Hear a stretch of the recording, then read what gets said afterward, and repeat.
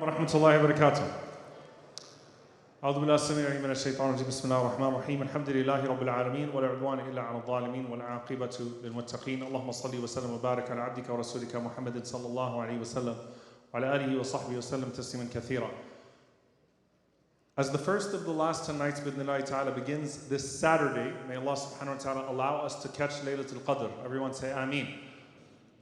And since tomorrow, inshallah ta'ala, we're obviously going to be busy with the fundraiser, I wanted to take tonight to do a quick primer, inshallah ta'ala, as to how we can make the most of these last 10 nights. And hopefully within 10 minutes, inshallah ta'ala, just do a quick refresher as to 10 ways that we can make the most of the next 10 nights. May Allah subhanahu wa ta'ala allow us to catch laylatulqadr. Allahumma ameen. And so inshallah ta'ala, I'm just going to go through 10 tips, bi'idhnillah. Some of them are well known to you, some of them maybe have been an afterthought in the previous cycles of the last 10 nights. And we know, mashallah, we have so many people that are observing Ramadan with us for the very first time. And so I ask Allah subhanahu wa ta'ala to allow this to be of benefit to us in some way. The first tip, dear brothers and sisters, is to avoid the sins of the day. I think that this is one of the most underestimated elements of the last 10 nights. Throughout the year, لا تعصه بالنهار يوقظك بالليل. Do not disobey Allah subhanahu wa ta'ala during the day, He will wake you up at night. If you sin during the day, you shut the doors of the heavens for you at night. You might be entering into the night with a sin that has displeased Allah subhanahu wa ta'ala.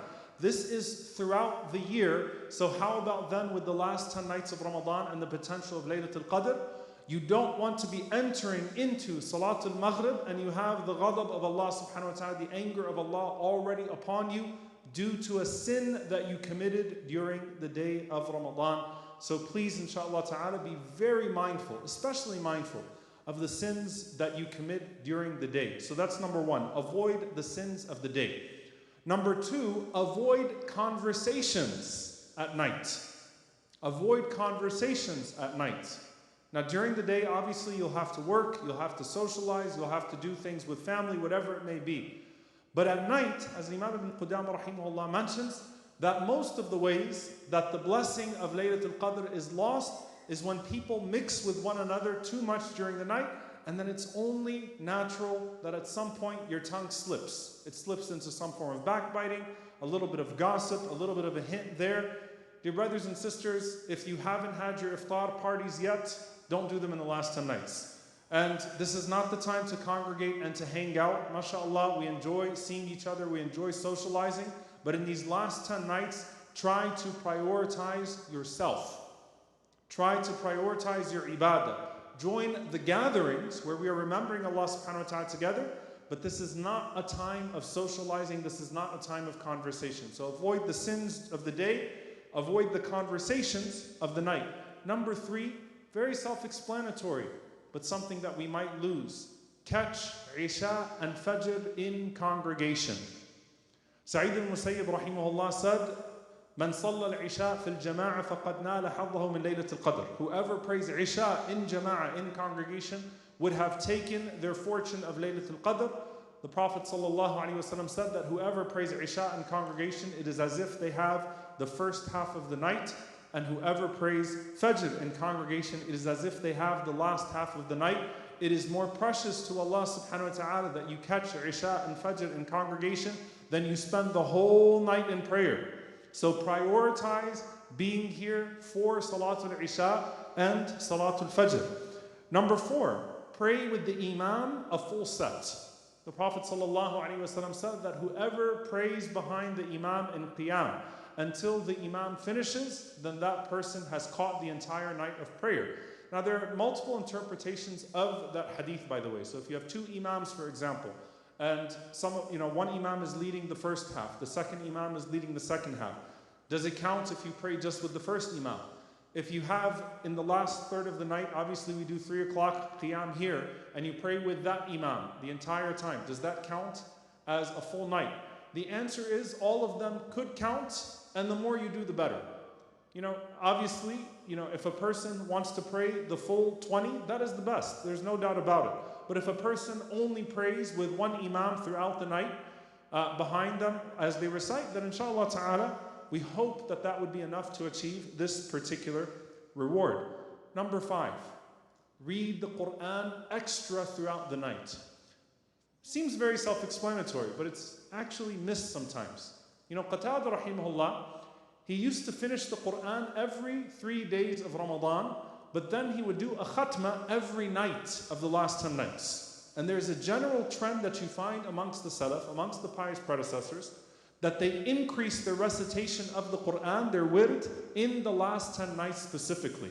So even if you're trying to finish a certain amount during the day, by the way, it is one of the most beautiful things that you surpass your Quran reading goal. So if you wanted to finish one khatam, for example, in Ramadan, and you're doing a juz a day, if you finish 1.5, that's better than 1. And it'll kickstart you, inshallah ta'ala, into Shawwal, so that maybe you have a khatam at the end of Shawwal as well. But read more Quran in the nights, in the last 10 nights, than you do during the rest of Ramadan, especially during the day of Ramadan. And subhanAllah, the very first word revealed to the Prophet ﷺ on this night was Iqra, read. And surely in that is a sign that you honor the Quran with these nights. So try to increase your share of the Quran as you read. Don't diminish what you're reading in the day. Increase what you are reading in the night. Bi-idhnillahi ta'ala. Number 6. I did 5, right? Okay. Number 6. The dua of the Prophet ﷺ that he taught Aisha radiallahu ta'ala anha. Allahumma innaka afuwan tuhibbul afwa fa'fu anni. Aisha radiallahu anha asked the Prophet ﷺ, if I find myself in laylatulqadr, what should I recite? The Prophet ﷺ said, say Allahumma innaka afuwan tuhibbul afwa fa'fu anni. Oh Allah, you are the forgiver, you love to forgive, so forgive me. Read this dua throughout the night. Start your du'as with it, end your dua with it. Read it between the personal du'as that you are making, inshaAllah ta'ala. But there is nothing more blessed than the guidance of the Prophet sallallahu alaihi wasallam in what du'as that we should make in this regard. Number 7, make dua and dhikr even while you are in motion. I'm going to explain what I mean here. When we take Hajj groups, and may Allah write us down from the Hujjaj and laylatulqadr as well, Allahumma ameen. I always tell people, don't waste the day of Arafah when you're waiting in line for this and waiting in line for that. Even that is a time of dua. As you're walking, it's a time of dua. As you are moving, it's a time of dua. As you're driving, it's a time of dua. You want to make use of every single moment. And some of the blessed adhkar are the ones that are coming just as you are moving from place to place, going from house to masjid, wherever it may be. Even if you're waiting in line for your suhoor, keep your tongue busy with dua and dhikr even while you are in motion on that night. Treat that night like every single second matters. Treat that night like every single second matters. Number 8, increase your prostration, increase your sajda on these nights. Where do I get that from? First and foremost, the Prophet ﷺ said, "Man qama laylatulqadr imanan wa ihtisaban ghufira lahu ma taqaddama min dhanbihi." That obviously the general rule is whoever stands up on the night of Laylatul Qadr with faith and seeking the reward, then they will be forgiven for all of their sins. But the best part of Qiyam is the best part of Salah. أَعِنِّي عَلَى نَفْسِكَ بِكَثْرَةِ السُّجُودِ is to increase the time of your sajda. And in fact, subhanAllah, right before you read إِنَّا أَنزَلْنَاهُ فِي لَيْلَةِ الْقَدْرِ, the last words of the surah is what? That came down before it. وَاسْجُدْ وَاقْتَرِبْ. وَاسْجُدْ وَاقْتَرِبْ. Prostrate and come closer. Prostrate and come closer. So increase the time of your sujood. Take your du'as with you to your sujood, inshaAllah ta'ala, during the night as you make these special forms of worship in these special nights. Number 9, giving and charity. Now I'm going to start off here when I say giving and charity that there is nothing that suggests explicitly that the Prophet ﷺ gave more charity in the last 10 than he did the rest of Ramadan. However, subhanAllah, many of the scholars of suluk, they say, look at 2 things. The scholars of spirituality say, look at 2 things. Charity has 2 effects. Number 1 is increase, and you seek increase in the night of Laylatul Qadr, which is increase. Number 2, تُطْفِئُ غَضَبَ الرَّبِّ, as the Prophet ﷺ said. Charity, especially sadaqatul sir, secret charity, extinguishes the anger of the Lord. And on a night of increase, where the greatest reward that you could seek is forgiveness, what better than an act that you do every single night, inshaAllah ta'ala, that is associated with increase and associated with the extinguishing of the anger of the Lord. So if you're automating charity, or if you're giving charity yourself, or if you see someone whatever it is, be someone who is open to charity in these last 10 nights constantly as you are to all good deeds. Number 10. Spend the last few moments of every single one of these 10 nights in istighfar and seeking forgiveness. وَبِالْأَسْحَارِ هُمْ يَسْتَغْفِرُونَ. And during the time of suhoor, that time, they are seeking forgiveness. This is during regular times. What about the last 10 nights?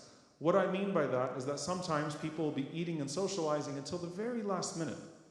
And it might be that in that last minute of one of those 10 nights, you say, "Oh Allah, forgive me. Oh Allah, accept my good deeds despite their shortcomings. Oh Allah, accept me despite my shortcomings." That in those last few moments of istighfar and asking Allah for acceptance, that the whole night is overlooked. And if the whole night is accepted, then a whole lifetime of reward is granted. So spend the last few moments, bi'idhnillahi ta'ala, making istighfar, seeking forgiveness. Prioritize the last 5 minutes before the adhan of Fajr, every single one of these last 10 nights, inshaAllah ta'ala.